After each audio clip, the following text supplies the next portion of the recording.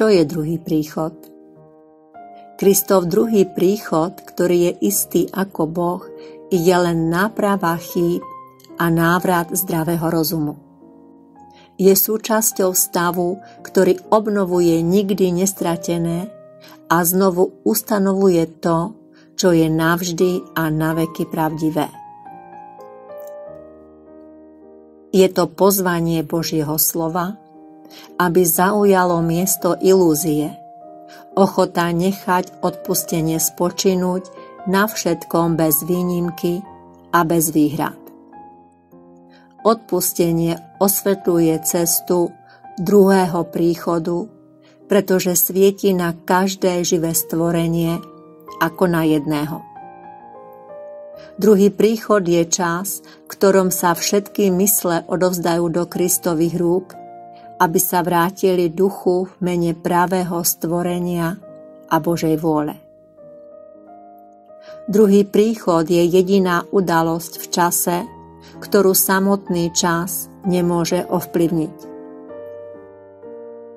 Lebo každý, kto kedy prišiel zomrieť, alebo ešte len príde, alebo kto je prítomný teraz, je rovnako oslobodený od toho, čo urobil. V tejto rovnosti je Kristus obnovený ako jedna identita, ktorej všetci synovia Boží, deti Boha uznávajú, že sú jedno. Prvý príchod Krista je len iný názov pre stvorenie, pretože Kristus je Syn Boží, duša každého z nás. Druhý príchod Krista neznamená nič iné ako koniec vlády neuzdraveného svedomia, koniec vlády ega nad časťou ľudských myslí a uzdravenie mysle. Ježiš hovorí: Bol som stvorený ako ty v prvom príchode a volám ťa, aby si sa ku mne pridal v druhom. Ak sa zamyslíš nad svojim životom, uvidíš, ako starostlivo boli prípravy urobené. Mám na starosti druhý príchod a môj úsudok, ktorý slúži len na obranu, nemôže byť nesprávny, pretože nikdy neútočí. Tvoj je taký skreslený, že si myslíš, že som sa zmýlil, keď som si ťa vybral. Uisťujem ťa, že je to chyba tvojho ega. Nemýli si to s pokorou. Tvoje ego sa ťa snaží presvedčiť, že je skutočné a ja nie. Pretože ak som skutočný, nie som o nič skutočnejší ako ty. Toto poznanie znamená, že ja, Kristus, musím prísť do tvojej mysle a uzdraviť ju. Aj keď neútočím na tvoje ego, pracujem s tvojou vyššou mysľou, či už spíš alebo bdieš, rovnako ako tvoje ego pracuje s tvojou nižšou mysľou.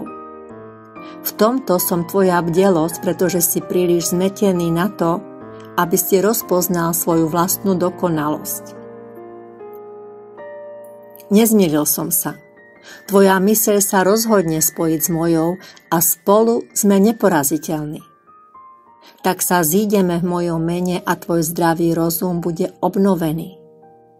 Vzkriesol som mŕtvych s vedomím, že život je večným vrcholom všetkého, čo živý Boh stvoril. Neverím, že v zázrakoch existuje stupeň obťažnosti, ty áno. Viem, že zázraky sú prirodzené, pretože sú prejavom lásky. Moje volanie je rovnako prirodzené ako tvoja odpoveď a aj nevyhnutné. Návrat do lásky je uzdravením a len v láske je pravda. Spravodlivosť lásky je v tom, že ťa zbaví zla, ak jej to dovolíš a budeš ju počúvať. Raz jej to dovolí každý, pretože jej volaniu nikto nakoniec neodolá. Nie vy ste si vyvolili mňa, ale ja som si vyvolil vás. Oče, prišla hodina oslav svojho syna, aby syn oslávil teba. A ako si mi dal moc nad každým telom, tak nech navrátim večný život všetkým, ktorých si mi dal. Aby v nich bola láska, ktorou si ma miloval, aby som ja bol v nich. A slávu, ktorú si dal mne, dal som ja im, aby boli jedno, ako sme my jedno. Ja v nich a ty vo mne, aby boli tak dokonale jedno, aby svet poznal, že si ma ty poslal a zamiloval si ich tak, ako mňa. Zavolal som ťa a ty odpovieš.